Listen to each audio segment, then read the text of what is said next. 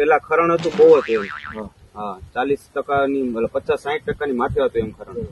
અત્યારે 80-85% ફરક પડી ગયો બધો. 80-85% ખરણ અટકી ગયું એમ. અને નાળિયેરીમાં છે ને મેં બ્લેક અમૃત બે વખત 3 વખત પાયેલું છે પેલા. હા પિયતમાં મતલબ અડીઓ ભરીએ ને ત્યારે પાણી ભરીએ ત્યારે એમાં લિક્વિડ બનાવી અને આપી દે મિક્સ પાણીમાં. જેવું જોઈએ ને એમ ગ્રીનરી ને વ્યવસ્થિત રીતે આવી ગયું. અને રોગ એટલો બધી કઈ છે નહીં એમ નોર્મલી. બરોબર. બાકી અત્યારે મહીનો અને સુસ્તિયાનો જે આનો જે રોગ આવે છે તે એ વધારે પડતો હોય છે અત્યારે. એ મારે કઈ છે.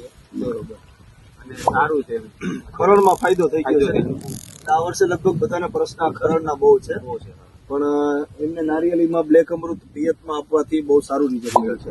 કેટલું તમે આપતા નારિયેળીમાં? નાળિયેરીમાં હું પેલા અડધો લીટર છે ને એટલે પંપમાં ભરી અને ફરતી ડ્રિંચિંગ કરી દેતો. હા, અને પછી પાછું વખતે જે પાયું ને ત્યારે ઉભારમાં ત્યાં રાખી અને નળથી આપી દેતો.